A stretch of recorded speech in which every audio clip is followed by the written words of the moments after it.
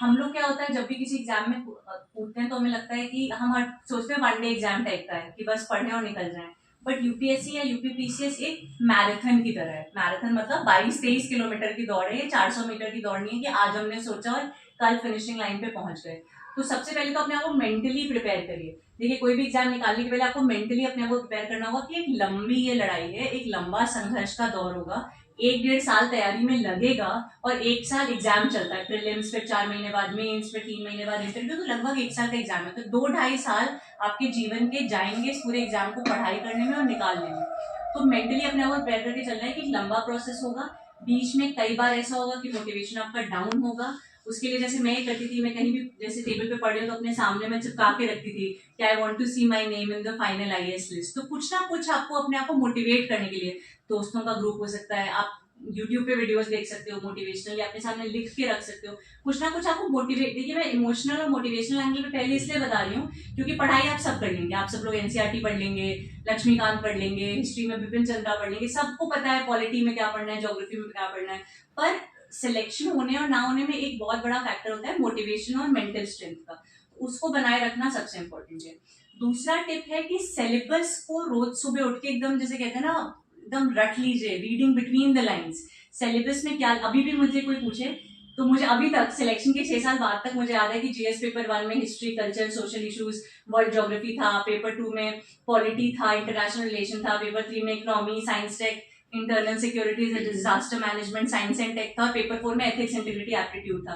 तो इतना याद किया था उस समय 2 साल की, अभी तक मुझे याद है कि पेपर 1, 2, 3, 4 में मोटी मोटी बातें क्या थी। तो सिलेबस बहुत अच्छे से पढ़िए, उसको अपने टेबल पे रखिए जहां पढ़ते हैं, रोज सुबह उठ के उसको जरूर अंडरलाइन कर करके पढ़िए।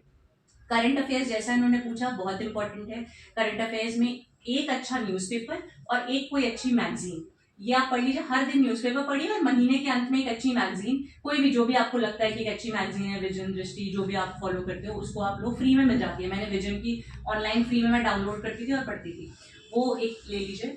एनसीईआरटी की किताबें, बच्चों वाली किताबें समझ के मत इग्नोर करिए। एनसीईआरटी की किताबें इंपॉर्टेंट है आपके फाउंडेशन बनाने के लिए, और फाउंडेशन स्ट्रांग होना बहुत जरूरी है। तो कक्षा 6, 7, 8, 9, 10, 10वीं तक की सारी एनसीईआरटी की किताबें यूनिवर्सिटी रोड पे, पुरानी किताबें भी मिल जाती हैं, पुरानी किताबें लेके उनको पढ़ लीजिए, उसमें ज्यादा फैक्ट्स मिलेंगे आपको नई एनसीईआरटी के मुकाबले।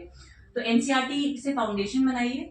एक विषय के लिए एक ही सब्जेक्ट रखिए। हम लोग की आदत क्या होती है, हम पीएचडी करने लग जाते हैं। मुझे ज्योग्राफी में इंटरेस्ट आया, प्लेट टेक्टोनिक्स में इंटरेस्ट आया, तो मैं सविंदर सिंह से भी पढ़ लूंगी, जीसी लियोंग से भी पढ़ लूंगी, उस पर रिसर्च करने लग जाऊंगी।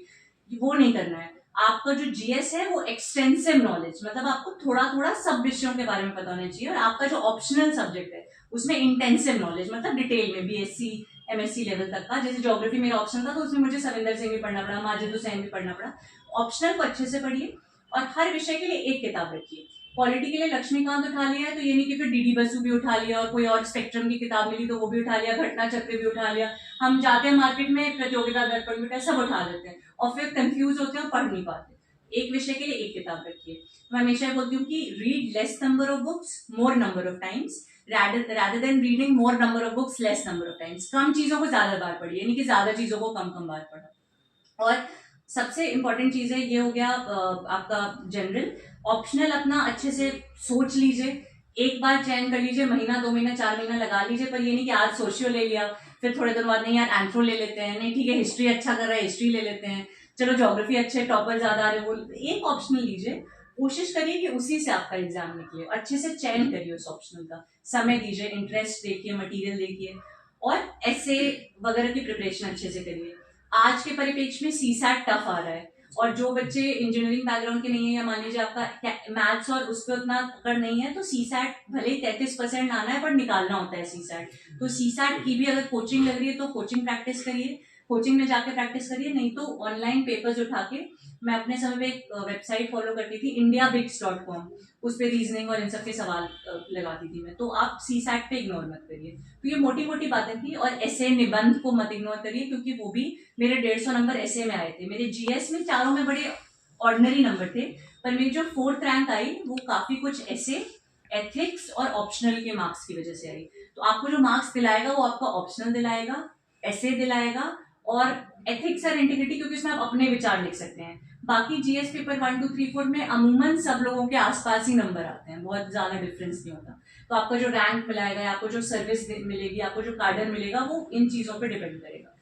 बाकी लंबी प्रोसेस है, जैसे मैंने कहा एक लंबा संघर्ष है, तो थोड़ा सा इसमें अपने आप को मेंटली बहुत स्ट्रांग रख के चलने की जरूरत है।